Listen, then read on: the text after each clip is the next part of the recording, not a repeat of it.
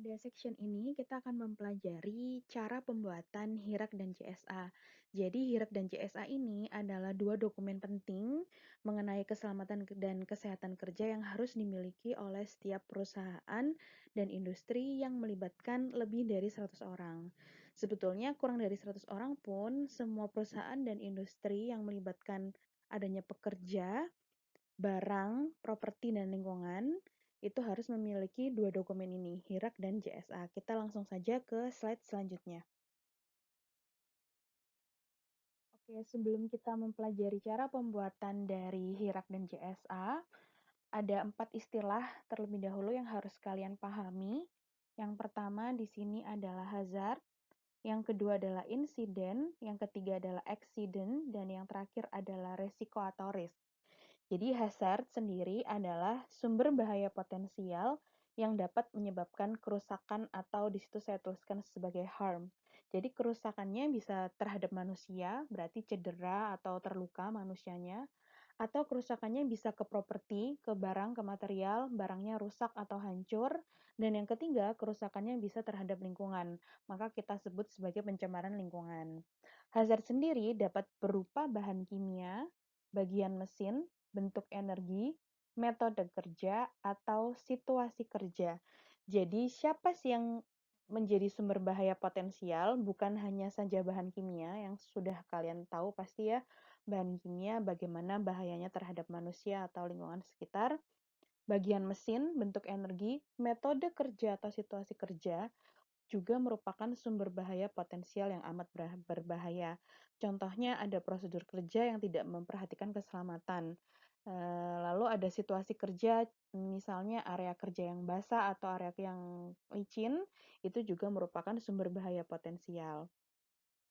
Setelah itu ada istilah kedua di sini adalah insiden. Insiden adalah suatu kejadian yang tidak diinginkan dan jika pada saat itu sedikit saja terjadi perubahan, maka dapat mengakibatkan accident. Jadi insiden ini adalah peristiwanya.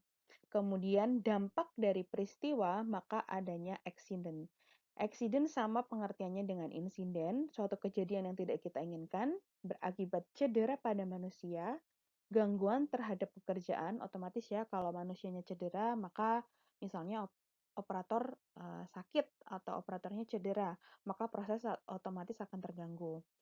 Pencemaran lingkungan dan kerusakan material seperti yang sudah saya sebutkan di awal tadi. Kerusakannya bisa terhadap manusia, bisa terhadap lingkungan, bisa terhadap barang atau material. Nah, yang ketiga, yang keempat adalah resiko atau risk. Adalah kemungkinan kerugian yang akan timbul dari sumber bahaya tertentu yang terjadi. Jadi ada hazard, sumber bahaya. Jika bahaya dibiarkan begitu saja, maka akan muncul suatu peristiwa atau kita sebut dia sebagai insiden, suatu peristiwa yang akan mengakibatkan accident atau cedera, pencemaran lingkungan, atau kerusakan material. Dan ketika hazard, insiden, dan accident sudah terjadi, maka kita bisa menilai seberapa besar resikonya. Kita bisa melihat, kita bisa memahami kalau hazardnya seperti ini, maka resiko yang akan dihadapi akan seperti apa. Oke, pertama kita akan membahas tentang hazard dulu, sumber potensi bahaya. Jadi, hazard itu ada dibagi menjadi beberapa kategori. Nanti akan kalian lihat di slide selanjutnya. Silakan nanti per slide-nya dibaca dengan teliti dan pahami semua kategori dan sudah saya sertakan juga contoh-contoh dari kategori tersebut. Kategori pertama adalah biomekanis dan postural. Jadi kalau biomekanis dan postural ini lebih ke manusianya. Di situ sudah saya tuliskan bahwa ini mengenai postur, gerakan, atau kekuatan yang berulang atau berkelanjutan seperti yang tercantum di bawah ini. Jadi di sini sudah saya berikan contohnya. Ini beberapa contoh yang bisa kalian baca. Selama lebih dari 30 menit pada sewaktu-waktu atau selama dari 2 jam selama hari kerja. Jadi misalnya kalian membungkuk berlebihan selama 30 menit full tidak berhenti atau kalian membungkuk selama 2 jam dalam satu hari.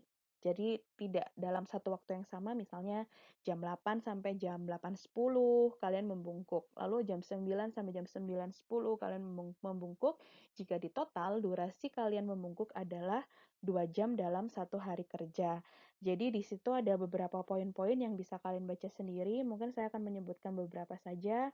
Membungkuk berlebihan atau memutar punggung atau leher ke segala arah, bekerja dengan tangan di atas bahu, menjangkau di belakang tubuh, jadi kalian ngambil barang di belakang tubuh kalian dengan durasi waktu yang sangat lama, berjongkok, lutut merangkak, setengah berbaring atau melompat. Itu adalah bahaya postural, jadi lebih ke manusianya, mengenai postur manusianya. Kategori selanjutnya adalah lingkungan fisik dan desain tempat kerja. Di sini ada beberapa contoh seperti housekeeping yang buruk, lalu ada permukaan kerja yang tidak rata atau licin, berarti ini masuk ke desain tempat kerja ya. Lalu ada pencahayaan yang buruk, bukaan atau celah yang tidak terlindungi di jalan setapak dan platform. Itu juga merupakan salah satu potensi bahaya dalam kategori lingkungan fisik dan desain tempat kerja. Untuk contoh-contoh yang lain bisa kalian baca sendiri ya. Kategori yang selanjutnya adalah mekanik. Di sini contohnya misalnya ada rambut, pakaian, perhiasan, kain dapat terjerat dalam komponen yang bergerak. Makanya ada beberapa, misalnya pekerja perempuan harus menguncir rambutnya atau menggunakan hair cap untuk menghindari hal-hal yang tidak diinginkan. Contoh lagi, mungkin ini sepele tapi juga berpotensi sebagai sumber bahaya adalah ini ya, orang yang terluka karena kerusakan peralatan yang tidak dirawat atau tidak dijaga. Itu juga merupakan salah satu sumber potensi yang sangat berbahaya, baik bagi manusia maupun bagi material itu sendiri. Kita lanjut ke kategori selanjutnya. Kategori hazard selanjutnya di sini ada listrik dan bahan kimia. Kalau listrik dan bahan kimia, kalian pasti sudah tahu ya bagaimana listrik dan bahan kimia itu merupakan salah satu sumber potensi bahaya yang terbesar, bisa mengakibatkan kematian atau kita sebut dia sebagai fatality. Jadi kalau listrik misalnya ada kabel yang terkelupas tapi tetap dipakai, atau kita pakai extension colokan, kemudian bebannya sangat berat, jadi satu colokan dipakai untuk beberapa kabel atau beberapa alat listrik sehingga dia kelebihan beban. Kalau bahan kimia ya saya yakin kalian anak jurusan teknik kimia pasti sudah paham bagaimana bahaya bahan kimia terhadap manusia, terhadap material dan lingkungan. Selain itu, untuk mengetahui bagaimana sih bahaya bahan kimia, kalian bisa cek MSDS untuk mengetahui gimana efek atau dampak bahan kimia tersebut bukan hanya ke manusia, tapi juga ke lingkungan dan ke material. Kategori selanjutnya ada biologis dan manusia, lalu ada pengaturan organisasi dan prosedur. Di sini kalau biologis dan manusia diberikan beberapa contoh, misalnya paparan hewan yang berbisa atau berbahaya. Misal industrimu ada di tengah hutan, maka tidak dapat dipungkiri pasti kalian akan bertemu dengan hewan-hewan liar dan buas ya. Nah, beberapa hewan tersebut pasti bisa melukai manusia, bahkan bisa merusak barang. Nah, kategori tersebut masuk ke biologis dan manusia. Untuk kategori selanjutnya adalah pengaturan organisasi dan prosedur. Seperti yang sudah saya sempat singgung di awal tadi bahwa prosedur kerja itu juga merupakan suatu potensi bahaya yang besar. Ketika prosedur kerja sangat membahayakan atau tidak memperhitungkan faktor keselamatan, maka otomatis prosedur kerja tersebut merupakan salah satu sumber bahaya yang bisa menciderai manusia, merusak alat, atau mencemari lingkungan. Untuk contoh-contohnya, silakan dibaca sendiri pada slide ini. Dua kategori terakhir dari hazard adalah yang pertama lingkungan sosial psikologis dan desain tugas. Di situ disebutkan bahwa misalnya tidak cukupnya pertimbangan yang diberikan terhadap kemungkinan kesalahan manusia dan konsekuensi. Kurang kejelasan dalam peran kerja karyawan. Jadi job desk yang tidak dibagikan ke karyawan atau tidak adanya job desk itu juga merupakan salah satu sumber bahaya untuk manusia itu sendiri. Lalu kurangnya kontrol atau pengakuan dalam peran kerja karyawan itu juga merupakan salah satu sumber potensi bahaya. Yang terakhir, kategori terakhir adalah lingkungan alam. Di situ bisa ada potensi bahaya tenggelam, lalu kebakaran semak-semak karena faktor alam tadi, orang jadi hilang atau sakit di lokasi terpencil. Nah, itu beberapa contoh dari berbagai kategori hazard. Kita masuk ke video, jadi setelah ini akan ada beberapa video yang masuk ke dalam tugas kalian. Jadi silakan disimak videonya, lalu silakan didata, identifikasi sumber bahaya apa saja yang ada di video tersebut, lalu kategorikan. Bahaya tersebut masuk ke kategori mekanikah, ke alamkah, ke lingkungan sosial, atau mungkin ke postural. Tuliskan dan ketikkan di Word, lalu upload di LMS dalam bentuk PDF.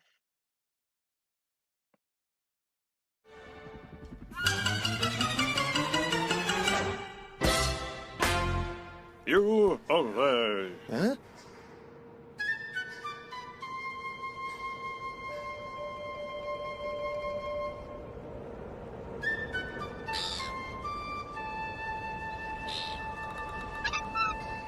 No.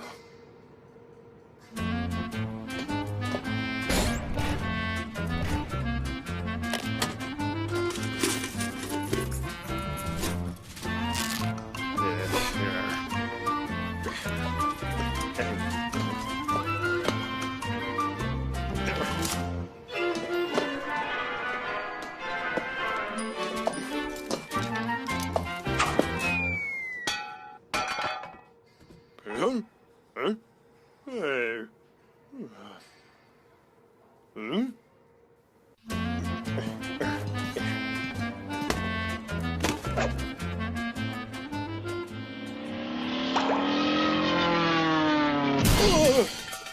Huh? Hey. Huh?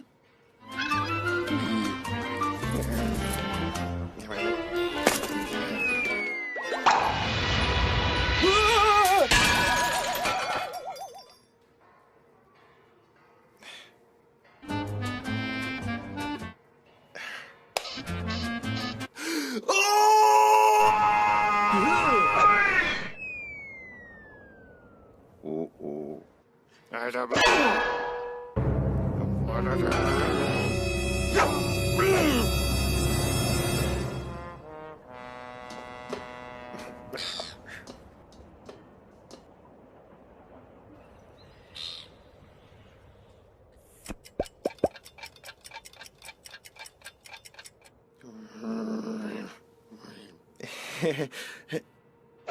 Ready, please? Huh?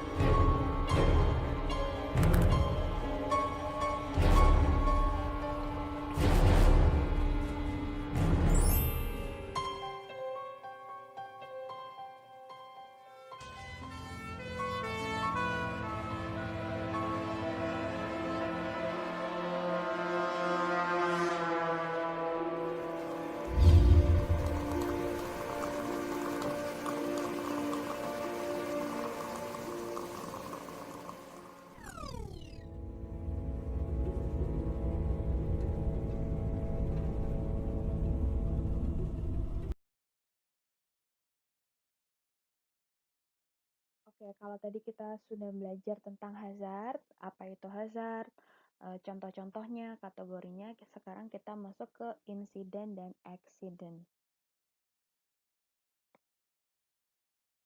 Oke, kita bahas tentang insiden dulu. Jadi insiden di slide awal tadi sudah diberikan definisinya adalah peristiwa yang tidak kita inginkan. Jika sedikit saja terjadi perubahan, maka akan muncul suatu accident. Jadi secara ringkasnya, insiden itu adalah peristiwa yang mengakibatkan accident. Jadi peristiwa yang menyebabkan manusia cedera, peristiwa yang menyebabkan lingkungan menjadi tercemar, peristiwa yang menyebabkan material menjadi rusak. Nah, di sini ada beberapa kata kunci peristiwa yang bisa menyebabkan suatu accident atau berdampak pada suatu accident. Beberapa di antaranya di sini ada 11. Yang pertama ada menabrak, membentur benda diam atau bergerak. Lalu ada terpukul atau menabrak oleh benda bergerak. Ada overstress, berarti terlalu berat. Overload ya, berarti terlalu cepat, terlalu tinggi, terlalu besar. Di sini ada fall to, jatuh dari tempat yang lebih tinggi. Ada fall on, jatuh di tempat yang datar. Mungkin area kerjanya licin atau tidak rata. Lalu ada chaff with wind, berarti terpotong, hancur, remuk. Ada tertusuk, terjepit, tercubit benda runcing. Lalu ada contact with listrik, kamu kontak dengan listrik, dengan bahan kimia, dengan radiasi, dengan benda yang panas atau benda yang terlalu dingin. Lalu ada terjepit, tertangkap, terjebak di antara objek yang besar. Kemudian adalah masalah pencemaran, ada environmental release, ada equipment failure, yaitu kegagalan mesin atau peralatan. Nah, itu tadi adalah 11 kata kunci atau 11 peristiwa yang dapat berdampak munculnya sebuah accident, sebuah cedera pada manusia, pencemaran lingkungan, atau bahkan kerusakan pada material.